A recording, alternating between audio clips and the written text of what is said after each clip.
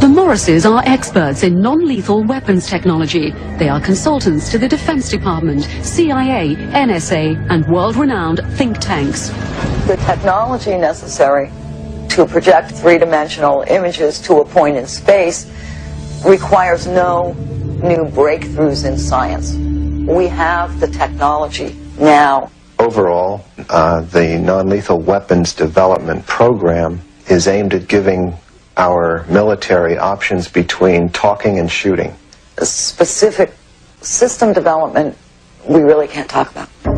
But the Morrises did talk in general about secret military experiments with lifelike 3D projections in the sky called holograms. Holograms on a battlefield would be to divert the attention of the enemy, to deliver propaganda or something very frightening to make the enemy run away if you think that he will believe that what you are sending is really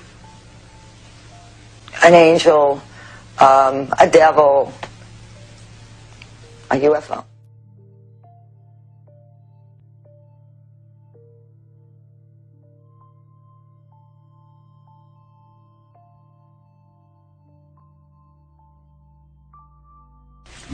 And where could this type of weaponry be tested?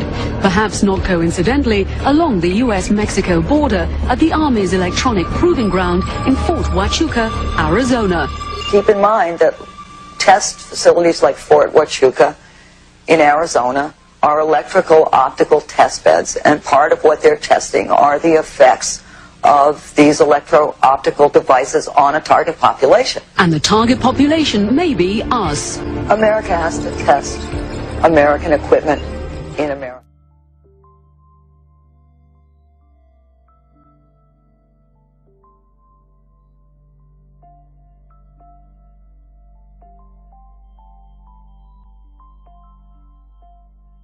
The ultimate weapon in the info war would be so secret, so invisible, so undetectable, you would never know your mind was under attack.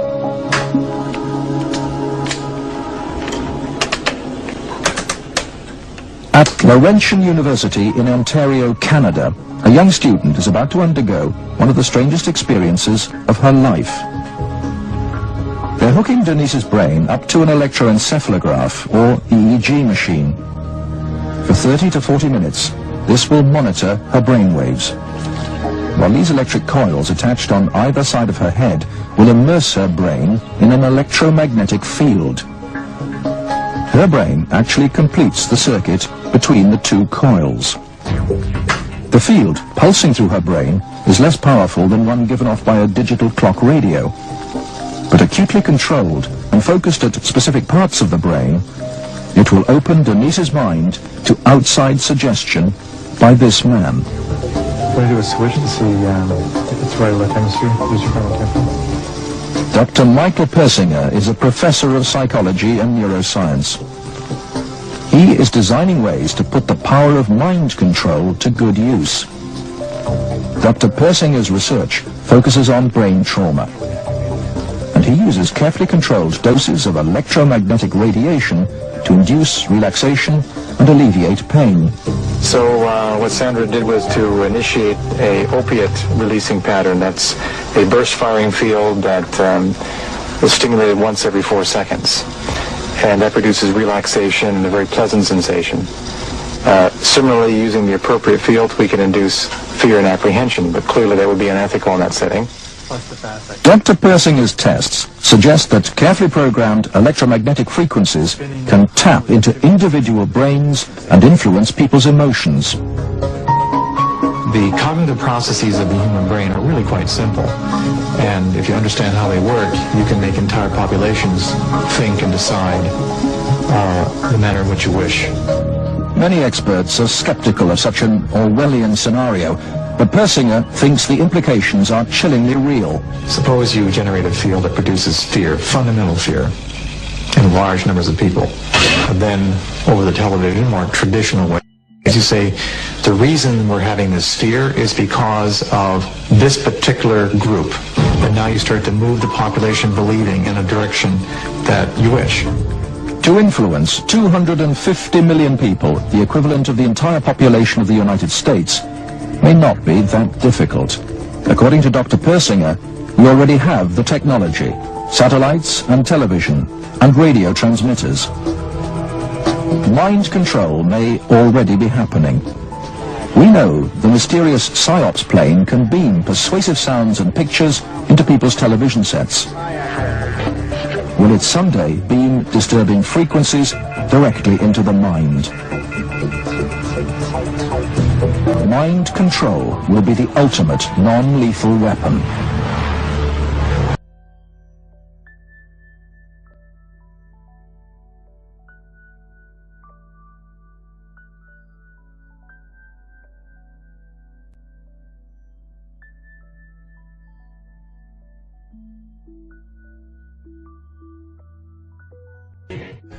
Most people kind of in the back of their mind know there's something going on, but it doesn't have anything to do with football or basketball or my paying my rent, so I don't want to fool with it. It's not important. Yeah, but everybody kind of feels there's something going on. Yeah, because most people live in a box, and they don't want to come out of the box. No doubt about it. They open the lid every so now and again and just peep outside and they close it. Yep.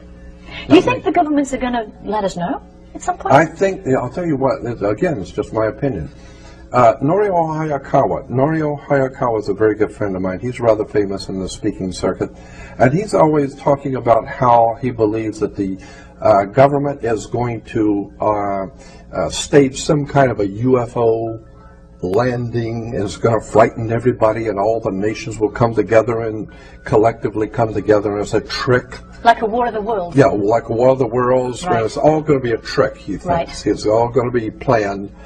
And I thought, well, wait a minute, if you're going to get, there's a lot of intelligent people in this world, and governments are not stupid. So if you're going to pull off something like that, it better look good. Because it's going to be, Absolutely. right, it better look good and very realistic. I have then said, I can look at the same facts that he's stating and come up with a different conclusion. I'm of the opinion that very well possibly there's going to be an alien invasion. And the government knows it. Right. And consequently, they are trying to prepare the people so that they don't react. Because that was, as far as I'm concerned, that was a CIA operation when Orson Welles, back in the late 30s, 38, 39, did that War of the Worlds thing on radio. I'm sure the CIA was involved in that.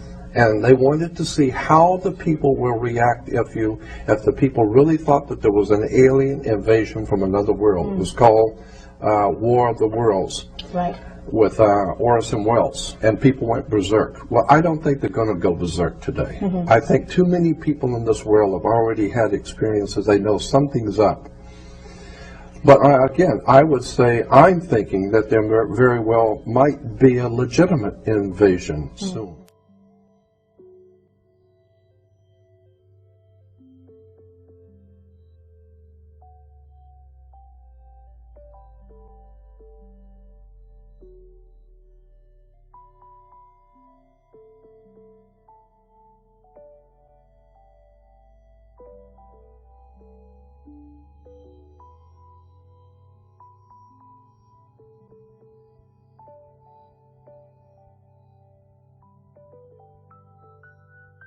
Project Blue Beam is a top-secret operation of the National Aeronautics and Space Administration, also known as NASA, of the United States of America.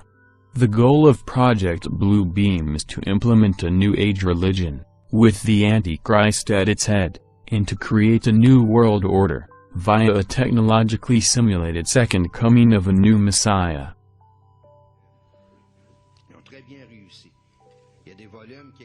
The allegations were presented in 1994 by Quebecois journalist and conspiracy theorist Serge Monast, and later published in his book Project Blue Beam, NASA. In the 1970s and 1980s, Monast was a journalist, poet, and essayist. He was an active member of the Social Credit Party of Canada.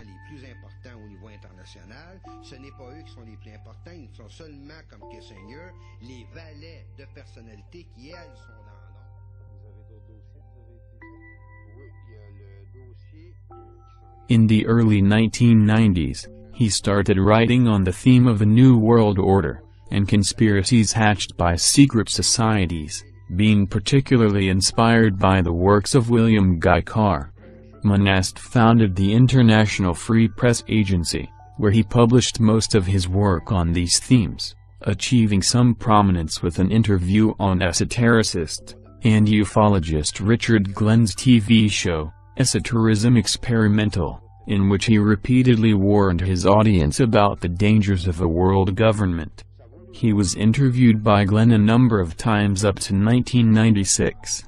In 1994, he published Project Blue Beam, NASA, in which he detailed his claim that NASA, with the help of the United Nations, was attempting to implement a New Age religion, with the Antichrist at its head, and start a new world order, via a technologically simulated second coming of Christ. He also gave talks on this topic.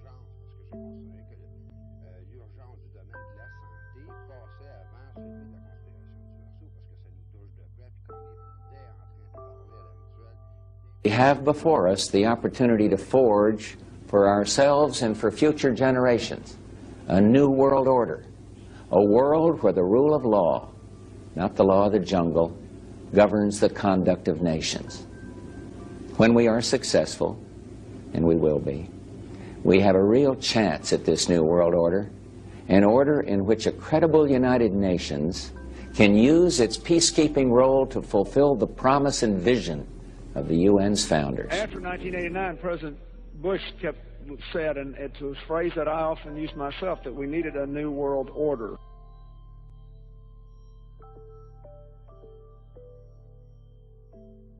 During the conflict with Saddam Hussein, which he handled so superbly in a short-term sense, we kept talking about a new world order. And then President Bush, at the end of that war, promised he would give 4 graduation addresses, 4 commencement addresses, describing that new world order and what America's role was going to be in it. It turned out he gave one of those addresses and canceled the other 3 and talked about something else. That's what, because they weren't ready yet. That in fact we're all going to have to give up a little bit of our sovereignty in order to make the world work. And this present window of opportunity, during which a truly peaceful and interdependent world order might be built, will not be here for too long. Already there are powerful forces at work that threaten to destroy all of our hopes and efforts to erect an enduring structure of global cooperation. Are you optimistic a global system can happen, from what we've heard so far? It could happen, and in fact it's in the works. By 1995 and 1996, Monast said he was being hunted by the police and authorities for involvement in networks of prohibited information. He had homeschooled his 2 children, who were then taken away, and made wards of the state in September 1996 so that they would receive a public education. Serge Monast died of a heart attack in his home in December 1996, at the age of 51, the day after being arrested, and spending a night in jail.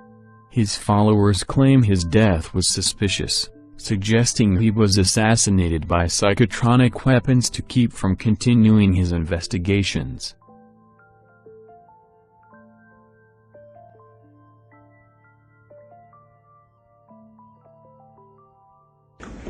Ladies and gentlemen, the very word secrecy is repugnant in a free and open society, and we are, as a people, inherently and historically opposed to secret societies, to secret oaths, and to secret proceedings. We decided long ago that the dangers of excessive and unwarranted concealment of pertinent facts far outweighed the dangers which are cited to justify it. Even today, there is little value in opposing the threat of a closed society by imitating its arbitrary restrictions. Even today, there is little value in ensuring the survival of our nation if our traditions do not survive with it. And there is very grave danger that an announced need for increased security will be seized upon by those anxious to expand its meaning to the very limits of official censorship and concealment. That I do not intend to permit to the extent that it's in my control. And no official of my administration, whether his rank is high or low, civilian or military, should interpret my words here tonight as an excuse to censor the news, to stifle dissent, to cover up our mistakes, or to withhold from the press and the public the facts they deserve to know. For we are opposed around the world by a monolithic and ruthless conspiracy that relies primarily on covert means for expanding its sphere of influence, on infiltration instead of invasion, on subversion instead of elections, on intimidation instead of free choice, on guerrillas by night instead of armies by day. It is a system which has conscripted vast human and material resources into the building of a tightly knit, highly efficient machine that combines military, diplomatic, intelligence, economic, scientific, and political operations. Its preparations are concealed, not published. Its mistakes are buried, not headlined. Its dissenters are silenced, not praised. No expenditure is questioned, no rumor is printed, no secret is revealed. No president should fear public scrutiny of his program, for from that scrutiny comes understanding, and from that understanding comes support or opposition, and both are necessary. I am not asking your newspapers to support an administration, but I am asking your help in the tremendous task of informing and alerting the American people. For I have complete confidence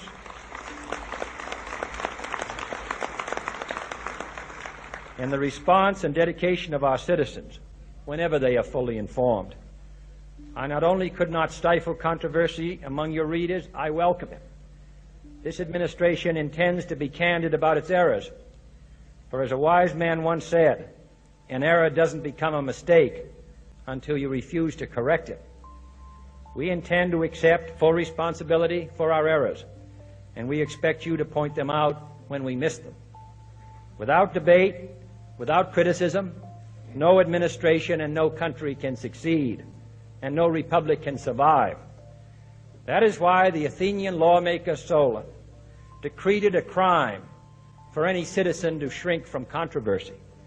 And that is why our press was protected by the First Amendment, the only business in America specifically protected by the Constitution, not primarily to amuse and entertain, not to emphasize the trivial and the sentimental, not to simply give the public what it wants, but to inform, to arouse, to reflect, to state our dangers and our opportunities, to indicate our crises and our choices, to lead, mold, educate, and sometimes even anger public opinion.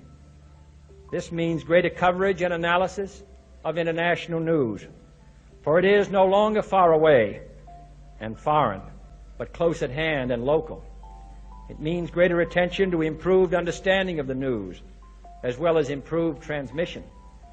And it means, finally, that government at all levels must meet its obligation to provide you with the fullest possible information outside the narrowest limits of national security. And so it is to the printing press, to the recorder of man's deeds, the keeper of his conscience, the courier of his news, that we look for strength and assistance, confident that with your help, man will be what he was born to be, free and independent. The Project Bluebeam operation has 4 different steps in order to implement the New Age religion, with the Antichrist at its head. The New Age religion is the very foundation for the New World government.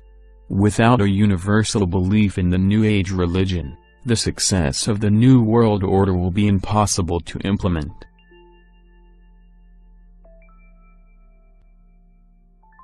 We all worship the same God, Christian and Muslim? I think we do. Does we have different routes of getting to the Almighty?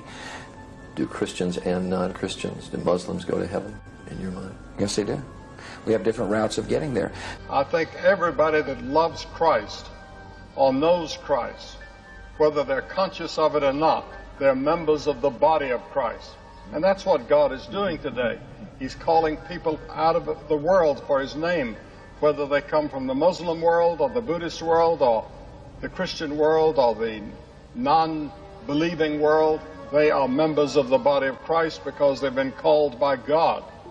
They may not even know the name of Jesus, but they know in their heart that they need something that they don't have, and they turn to the only light that they have. And I think that they are saved and that they're going to be with us in heaven. Until I die, I'll proclaim nothing but love for all my brothers and sisters in Christ, my Catholic brothers and sisters, Protestant brothers and sisters, Christian Reformers, Lutherans, I don't care what label you are. And you know, Jack, there are so many other Protestant ministers who are doing the same thing as you. Yes. You're comfortable with the Vatican? Oh, I'm very comfortable with the Vatican. I've been to see the Pope several times. They believe in Christ.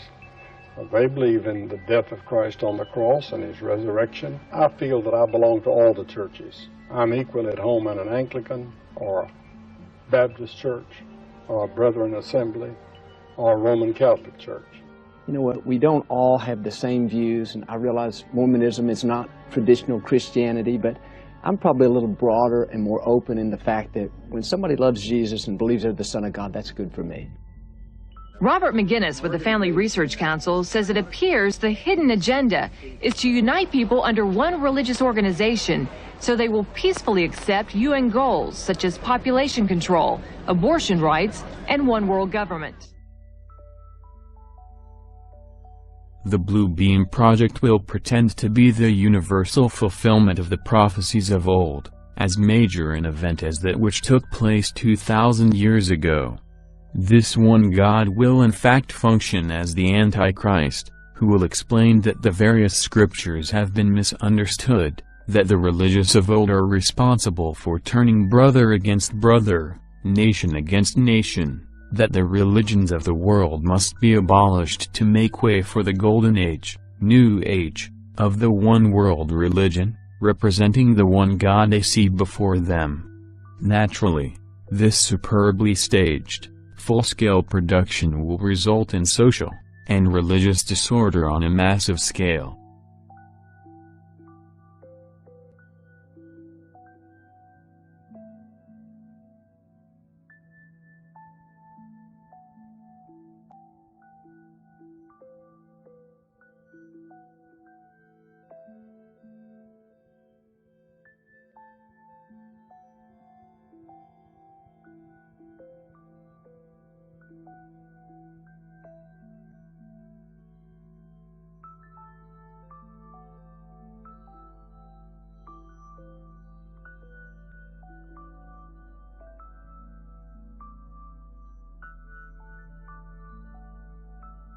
Well, archaeologists in southern Israel making a major discovery, shedding new light on biblical history, uncovering a 3,000-year-old metropolis, once inhabited by the Philistines.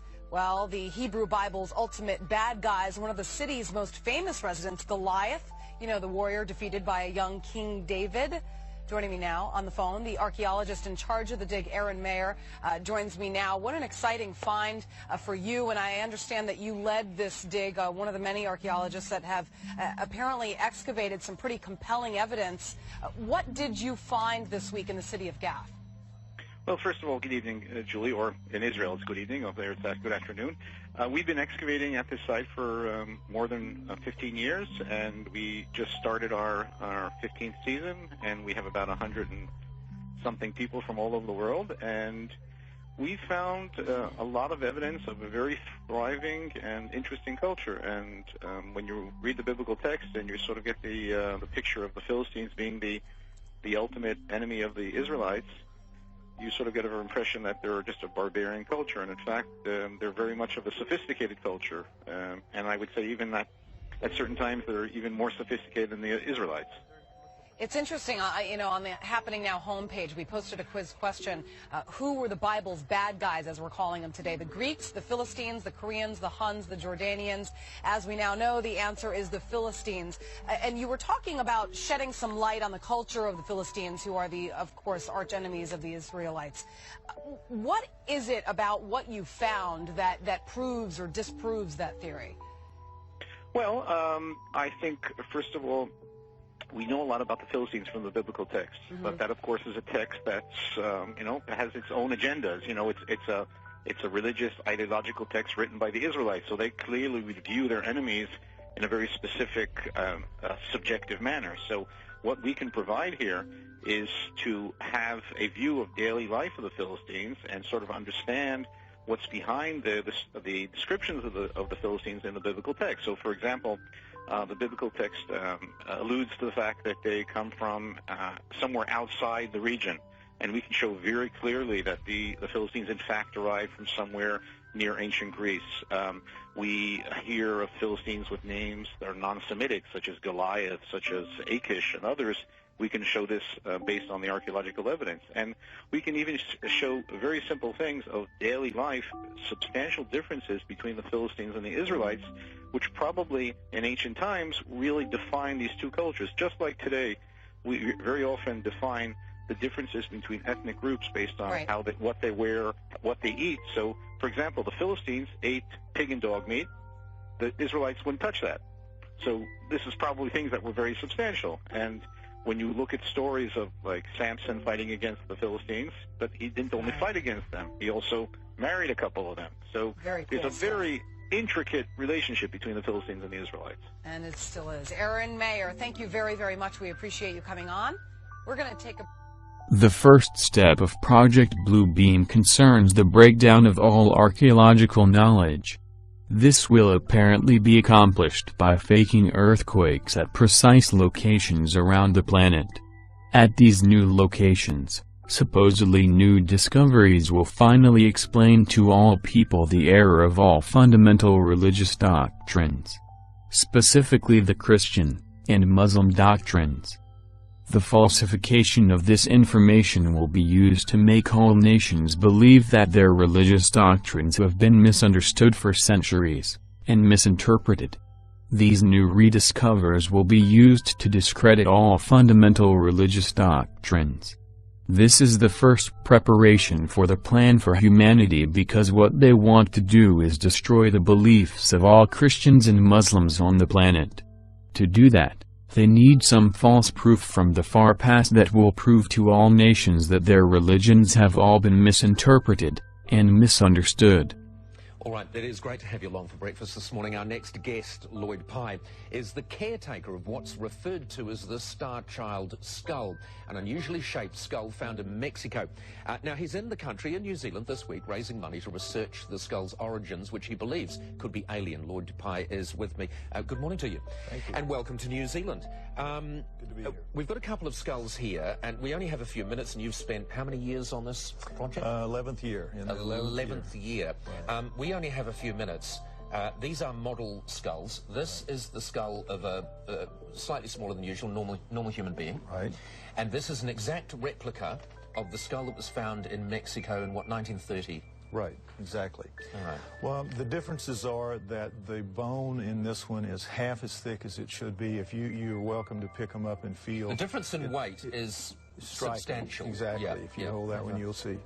Yeah, that's very, very light. Right. And yet, it has been deemed to be twice as strong as average bone. Right. It's got some fibers woven through it, Paul, that is like no other bone in the world. There's no other bone we know of that has these fibers woven through, and those add strength to it. Another thing that does is the bone itself is more like tooth enamel than bone. It's much harder than average bone due to its chemistry. So that's one of just many things that are very, very unusual about this skull. As we were saying, it's weighs half as much, the bone is half as thick, it's two or three times as hard. If you look around here at the rear, one of the most important differences is this area right here is, as you can see and feel, is a dent. We all have a knot at the rear of our heads. Yes. Everybody has that. And that's human, monkey, chimp. Every animal that's got a head attached to a neck has this. This does not. This is missing that. Right. There are also some interesting nasal formations there too, aren't there? Well, it has no sinuses, for example. It's got very, very shallow eye sockets. So if it had eyes like human eyes, it would be very dangerous because it would be bulging off the face. Now, the one thing I mean, there are certain things we know as an absolute fact. We know as an absolute fact that this is bone. We know as an absolute fact that it is a skull. Exactly. So those things we know. Now lay people are going to look at that and they're going to say, is it not just a deformity? We've had experts of various kinds look at it in great detail, and they can't come up with a deformity that would cause all these things to change about it. It's chemistry, put fibers in the bone, give it such an increased brain capacity, take away its sinuses. When you add up all the things that are different about it, there's no deformity known that makes it that way. Plus, we have the fact of a DNA test that was run already that's established that its mother was human and its father was not. We don't know what his father was. From preliminary DNA tests, because obviously you want to raise some more money to do much more in-depth DNA tests, because you would like from that to construct an entire skeleton, effectively. But from the preliminary tests, you've determined that it is of or involves human form, human origin. What we think, looking at the DNA test from 203, we're fairly convinced that it's a human-alien hybrid of some kind. What we need to establish by getting the test to recover the entire genome, we will be able to lay its full genome down against a human, against a chimp, against a gorilla, and soon against a Neanderthal, and we will know where it lays on that line. All right. It's fascinating, and I mean, you'd have to be a fool to sit here and not be fascinated by it, and obviously it's compelled you for many, many years. You are an ex-US intelligence special agent. Right. But when you say its mother was human, its father was an alien, a huge number of people will think you are a kook. Right. Well, they have every right to think that. When I first saw it and they first gave it to me and I first started, I thought sure it was a deformity. I was confident it had to be a deformity. And every test we've done many tests, all the tests you can do really, up to this final genomic DNA test. We've done everything we can do, and every test it's passed. You will be speaking in New Zealand? I'm speaking in New Zealand on Sunday at the Mount Albert War Memorial.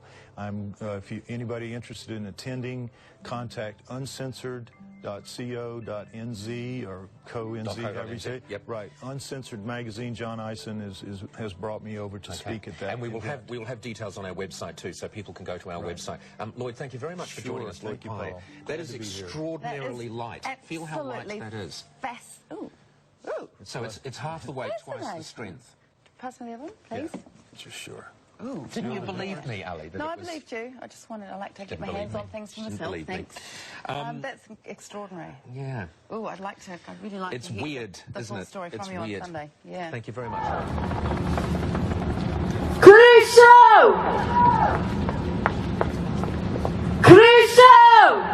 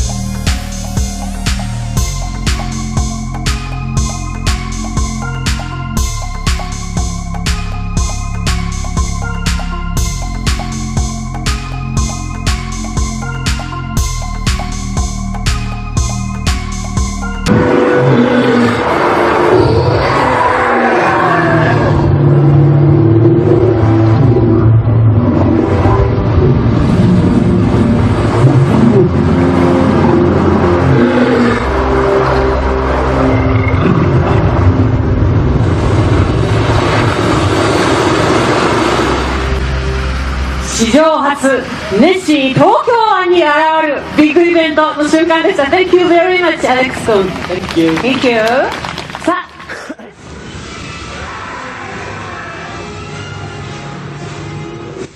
ネス湖に消えたと言われるあのネッシーがなぜか東京湾に出現。お台場の海で暴れるこのネッシー、実はこちらウォータースクリーンというもので、特殊機器によって水を扇状に吹き上げスクリーンを作り出し、立体的な動画を映し出す新技術なんです。ネッシーと少年の友情を描いた映画のイベントが行われ、水のスクリーンに現れたネッシーは全長15メートルとなかなかの迫力でした。The second step of Project Bluebeam involves a gigantic space show with three-dimensional optical holograms, sounds, and laser projections of multiple holographic images to different parts of the world, each receiving a different image according to the predominating regional national religious faith. This new God will be speaking in all languages. At the end of this light show, the gods will all merge into one God, the Antichrist. These holographic images will be projected from space-based laser-generating satellites, beaming simultaneous images to the four corners of the planet. We see tests of these holographic images every once in a while.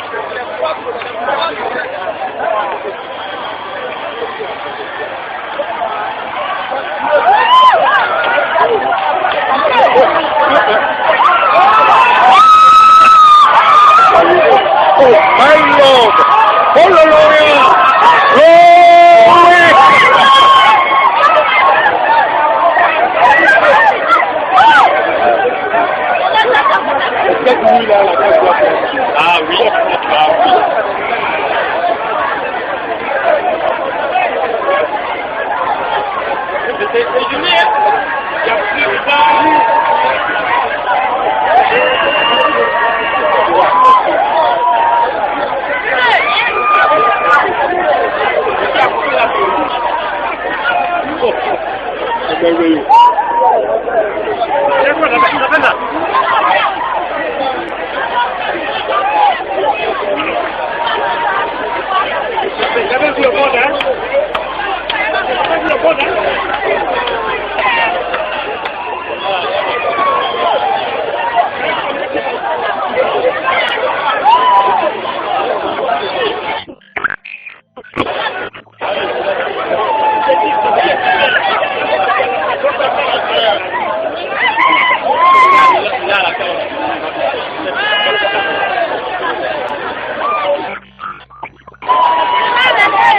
Philippe, non, pas que non, Dieu, il s'est levé de ce côté.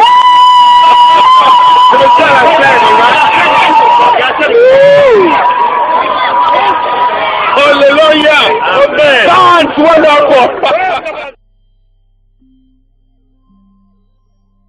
The result of these deliberately staged events will be to show the world the new Christ, the new Messiah, Matria, for the immediate implementation of the New World religion. The voice of the new Messiah will be accomplished with the aid of a Soviet supercomputer, fed with the minute physio-psychological particulars based on their studies of the anatomy and electromechanical composition of the human body, and the studies of the electrical, chemical, and biological properties of the human brain. In the 1960s, Professor Jose Delgado took a normally hostile bull and implanted electrodes into its brain, electrodes that could be activated by a radio transmitter. His objective was to see if stimulation of the bull's midbrain could short-circuit the rage signals, stopping the bull before it reached the matador. After the bull had recovered from the implantation and in mid-charge, the button was pressed. The bull's aggression ceased instantly. A clearer experiment was performed with cats. In this classic example, the hypothalamus, the rhythm maker, was implanted with electrodes. Could it be responsible not just for rhythms, but also for rage? The switch is turned.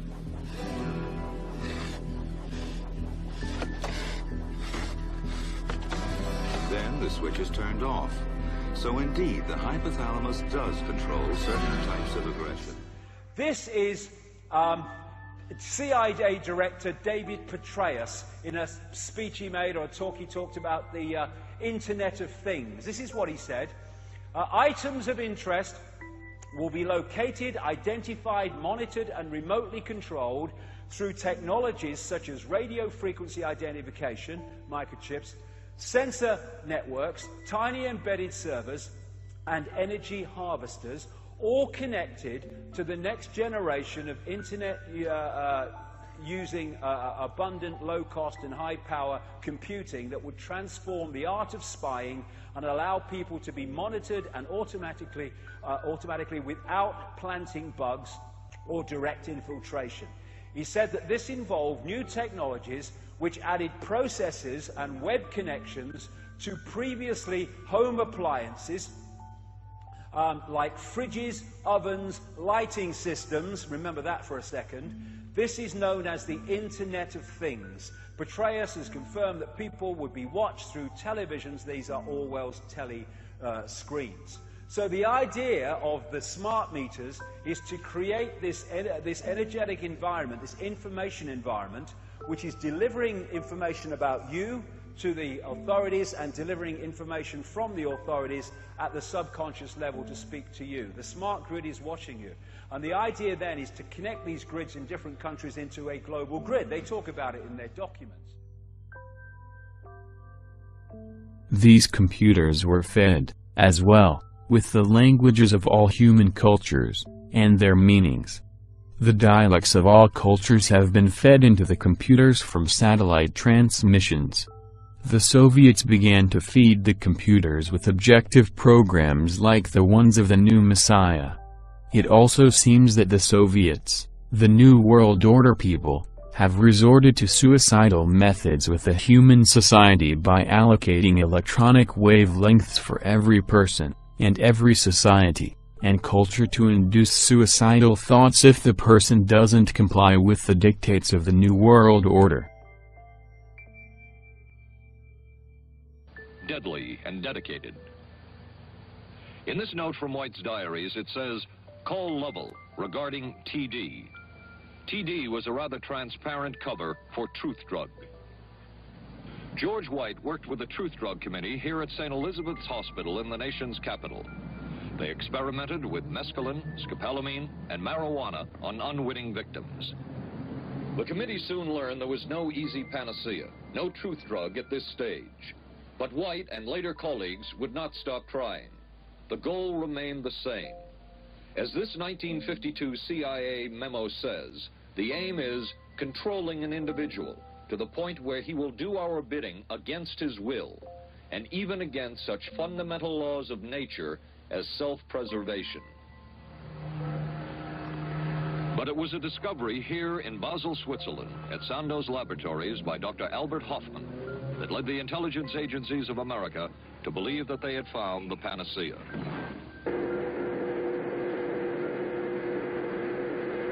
The discovery was lysergic acid diethylamide, LSD. From a previously classified deposition of Dr. James Cattell, who administered the mescaline derivative, on the purpose of the drug testing, to produce symptoms similar to those that you see in schizophrenia, on how much the patient knew about all this. We didn't delineate all the possibilities of what might happen because then you contaminate your experiment. Cattell then relates that he never even knew what drug he had given Harold Blauer because of the secrecy of the Army experiments. We didn't know whether it was dog piss. This was secret. This was a secret. We weren't in on it. We asked Blauer's daughter Elizabeth for her reaction. How can anybody react to that? I mean, that is so far from what you'd expect from a human being, never mind a doctor, never mind a professional specialist who's supposed to care about people's minds. It's unbelievable. A suit filed by Elizabeth Barrett against the Army Chemical Corps is now pending in federal court. Other Army experiments continued on mental patients around the country. Work done at the Tulane Medical Center in New Orleans involved several drugs, hallucinogenics, and electrodes implanted in the brain.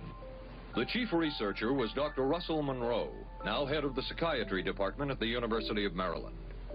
These are various progress reports written by Dr. Monroe and recently obtained by ABC News.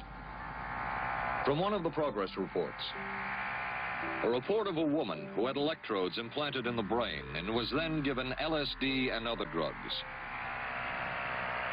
She became agitated, cried, lapsed into a trance-like state.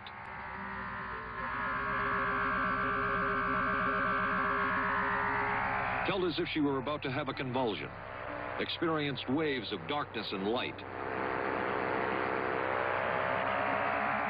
had bizarre sensations in her neck and legs, said somebody was trying to manipulate her body.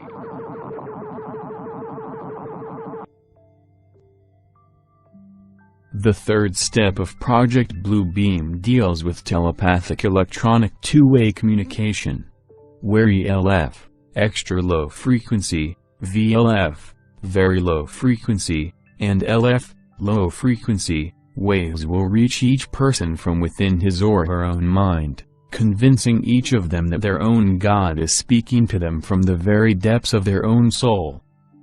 Will you pull me the mainstream news article about the new light bulbs that are going to have computer signals going through them, basically programming and interfacing with your computer, and the other patent number article dealing with the admission that not only does the flicker rate on TV put you into a mesmerized, hypnotized, highly suggestible state, but that not only propaganda messages can be on what's being said on TV, that's one level of propaganda, and the flicker rate puts you in that suggestible state, but that actual data that they can put signals in the flicker that can make you sick, make you angry, make you happy. This is mind control.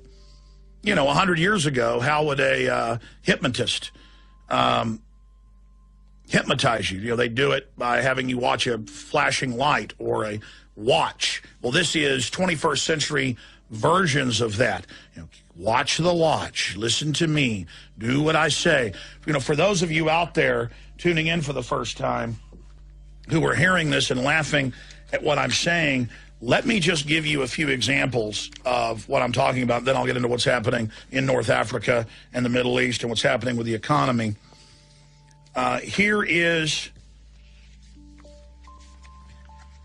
yeah, this is good, but there's one other. There's the actual article on this patent.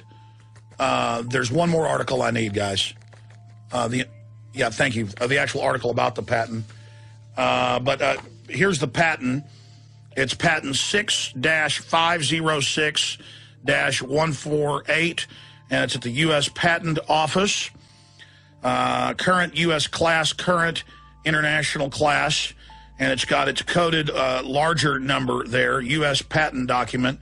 This is from January 14th, 2003, and this is just one of countless patent documents that are out there dealing with this, and it's titled Nervous System Manipulation by Electromagnetic Fields from Monitors.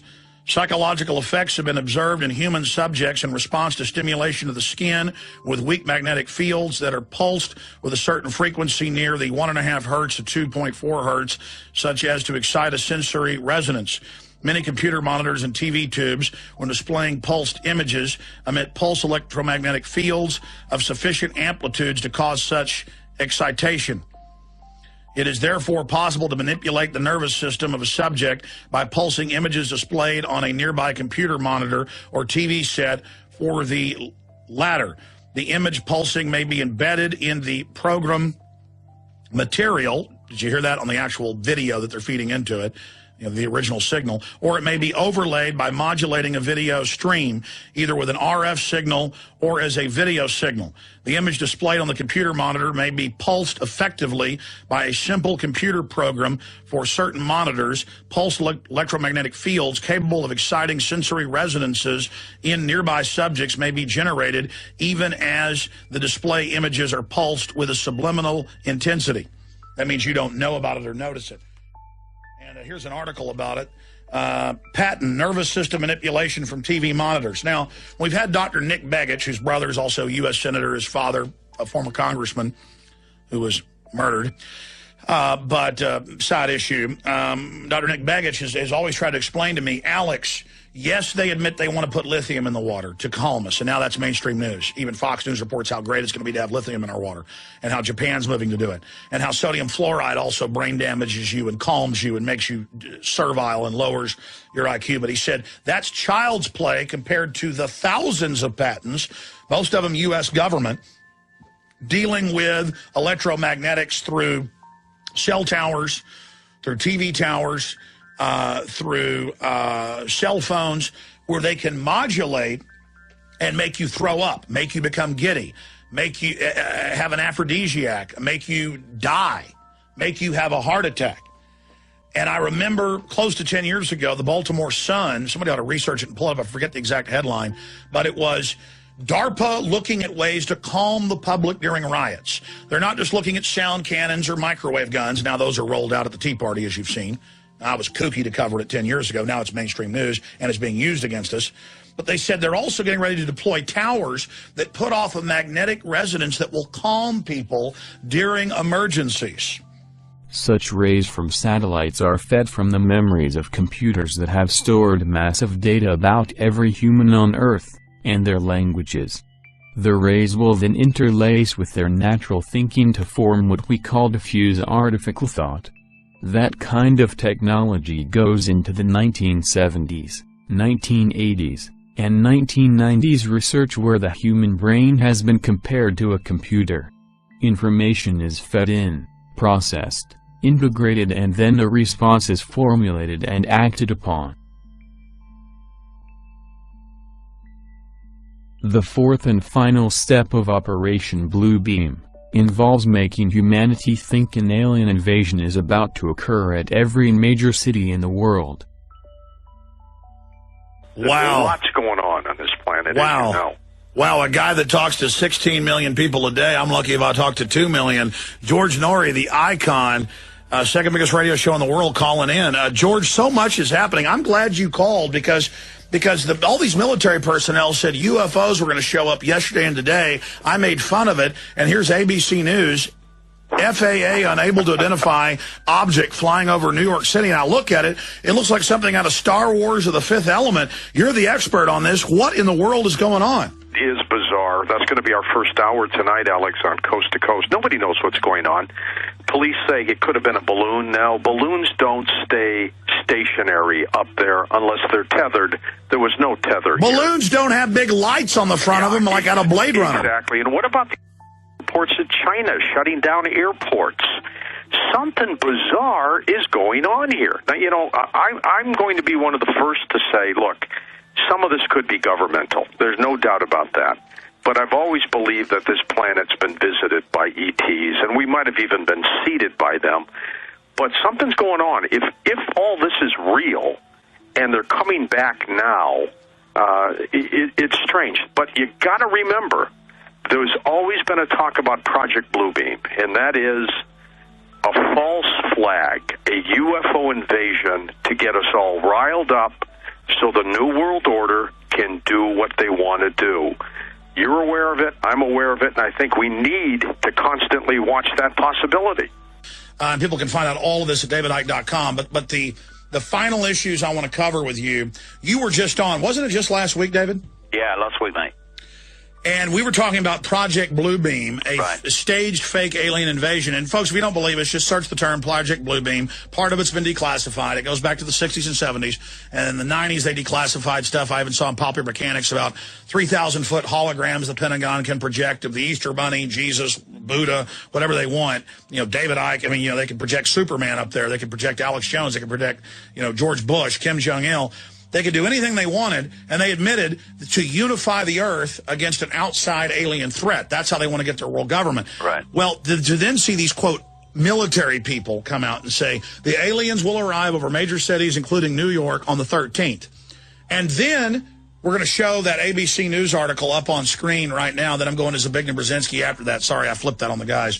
FAA unable to identify object flying over New York City, and it looks like something out of you know, Star Wars / The Fifth Element, hovering with, you know, lights on it and everything. Well, we know they've got all sorts of hovercraft. We know the Germans had stuff that looked like flying saucers. That's where the original stories. We know they say the SR-71 Blackbird in service in 55, developed in 52. So they say the fastest plane in the world, you know, over 50 years ago. Total baloney.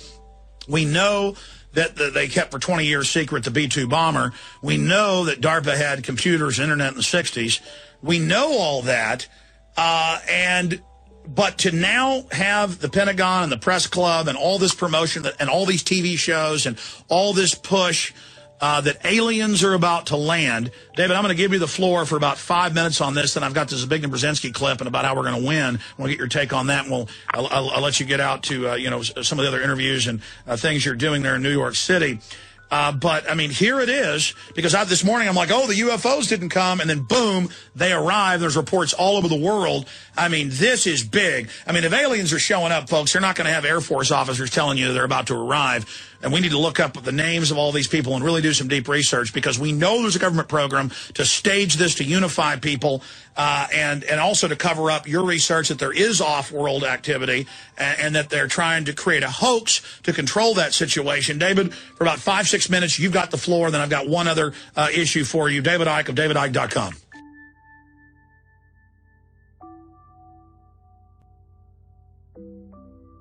Slowly over time, the New World Order has been trying to convince the masses through conditioning that aliens are real, and are visiting our planet. As part of the Iron Mountain Report, supposedly commissioned by the United States government in the early 1960s, a possible alien threat scenario was envisioned in this report as a means to uniting the masses together against an alien invasion. Slowly the masses have been exposed over time to the possibility of aliens inhabiting our universe. The movie Independence Day was the first to forward this notion, along with Battle, Los Angeles and many others.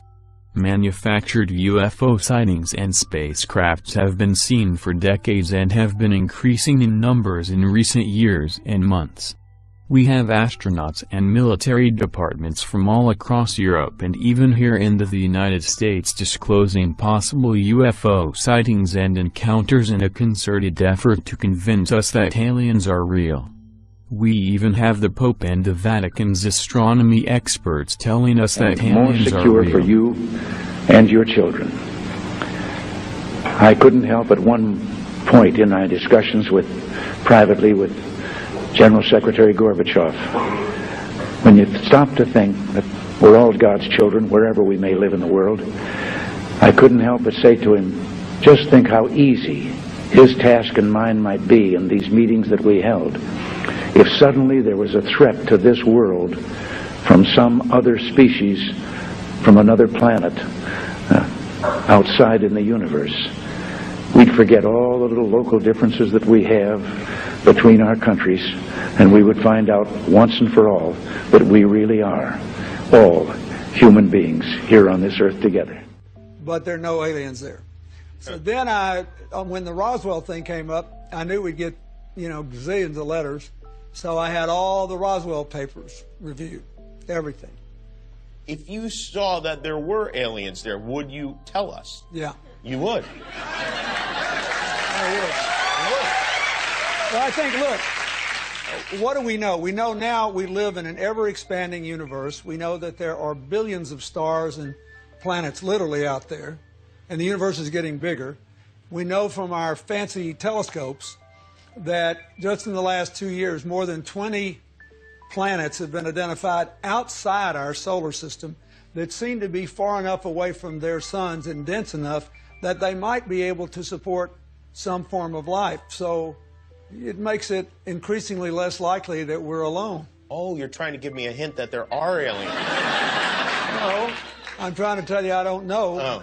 But if we were visited someday, I wouldn't be surprised. I just hope that it's not like Independence Day. Yeah, right.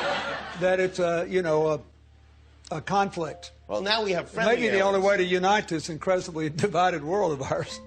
They're out there. We better think of how all the differences among people on Earth would seem small if we felt threatened by a space invader. That's the whole theory of independence. You're right. Everybody gets together and makes nice and, You and Bill O'Reilly would be hiding in a bunker together. Yeah. Old Bill O'Reilly, he every mean thing he ever said about me. That's I don't care. Look at that.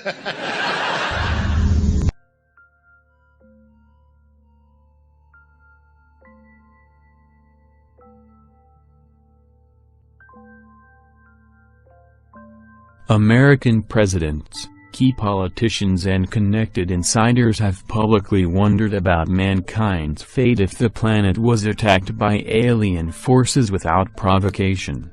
Would such an attack, such as the one depicted in the science fiction classic movie, Independence Day, result in a one-world government? In this final phase of the plan, it will be made clear to the people that an alien invasion is imminent and the consolidation of government, religion, military and economic institutions will be needed for mankind to survive. This false attack is a way to push each major nation into using its nuclear capability to strike back. In this manner, it would put each of these nations in a state of full disarmament before the United Nations takes over. The U.S. presidential motorcade arrives at the United Nations, passing the ever-present groups of demonstrators assembled on the other side of the road. A sense of anticipation in the General Assembly chamber, and a warm reception for Barack Obama as he walks to the podium, his wife seated among the heads of state and dignitaries. The time has come for the world to move in a new direction. We must embrace a new era of engagement based on mutual interest and mutual respect, and our work must begin now. And the president outlined his vision of a new world order in which the U.S. would participate fully, one rooted on 4 basic principles: non-proliferation and disarmament, the promotion of peace and security, the preservation of our planet, and a global economy that advances opportunity for all people. The UN Secretary General had opened proceedings, sticking to his allotted time, calling for international unity. If ever there were a time to act in a spirit of renewed multilateralism, a moment to create a United Nations of genuine collective action, it is now. Now is our time. A time to put the united back into the United Nations. United in purpose, united in action. And a reminder that this UN building is due to be closed for renovation at the end of these proceedings. our common ambition is to make this outward renovation the symbol of inward renewal. A renewal, importantly, in which the United States says it is willing to both lead and be part of. Mike Hanna, Al Jazeera, at the United Nations in New York. Paradoxically, this moment of crisis is also one of great opportunity. And you know, I've been here quite often. You mean to this table? At this table. And excessive optimism is not my distinguishing trait. No, it's not. But so there is excessive optimism now? No, I don't think there's excessive optimism. Okay, well, you moderate optimism. I think that when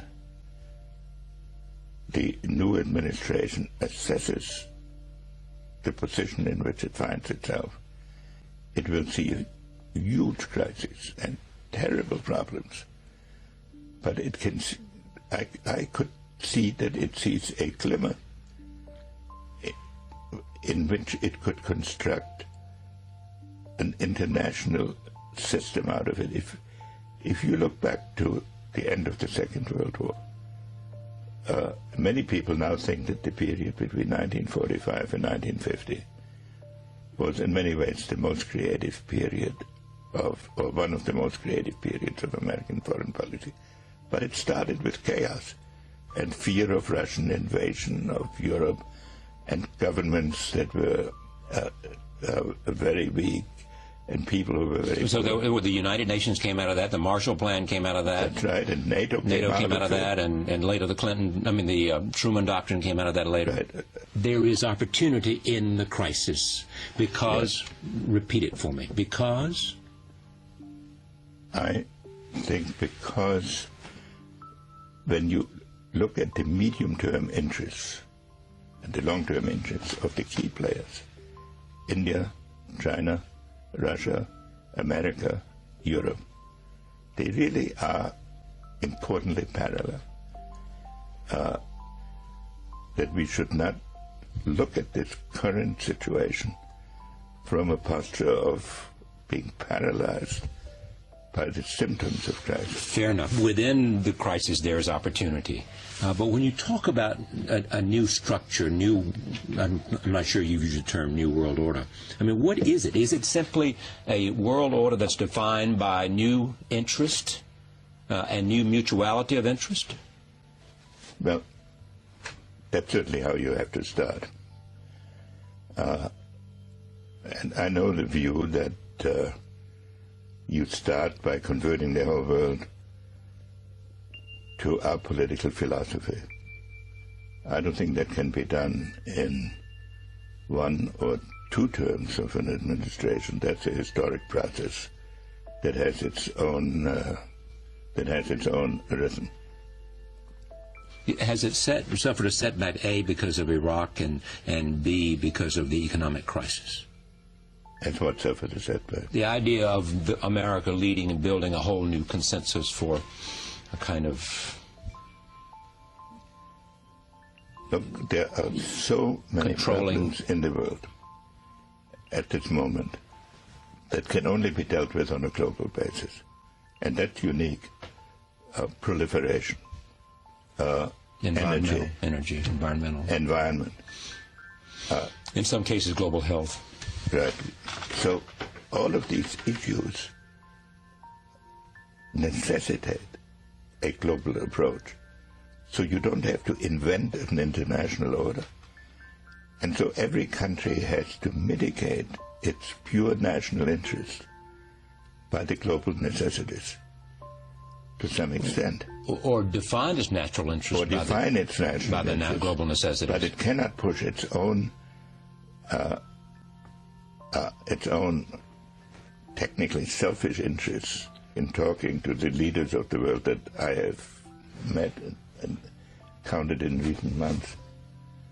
To what extent their willingness to cooperate with America has been enhanced by the very recent crisis. The economic crisis. The economic crisis, and also the way the whole international system is evolving.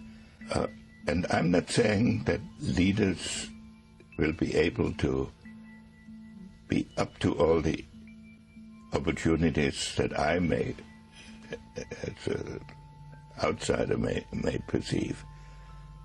But I think they can start moving in that direction.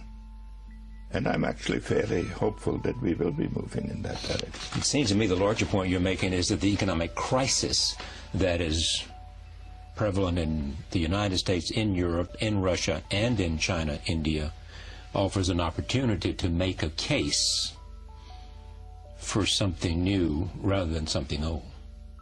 Yes, funnily enough, even the jihadist crisis is teaching everybody. It's bringing home to everybody that international affairs cannot be conducted entirely by drawing borders and then defining international politics by who crosses what borders with organized military force. This has now been reinforced by the fact that the financial crisis, which totally unexpectedly has spread around the world, limits the resources that each country has for a foreign policy geared to assertion of its own pure interests.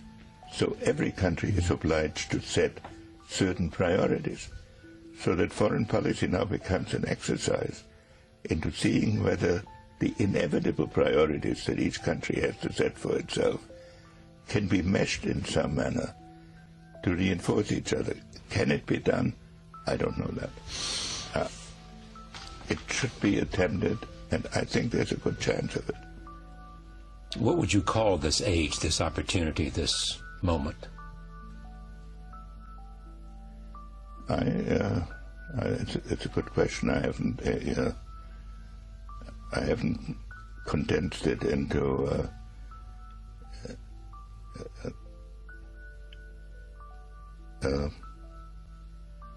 maybe the age of compatible interests. Pretty good. Thank you. Good to see you again. Great pleasure to be here. Henry Kissinger, back from Russia. Many questions about Russia we didn't get to, the relative power of Medvedev and Putin and all of that in terms of Russia and its internal questions as well.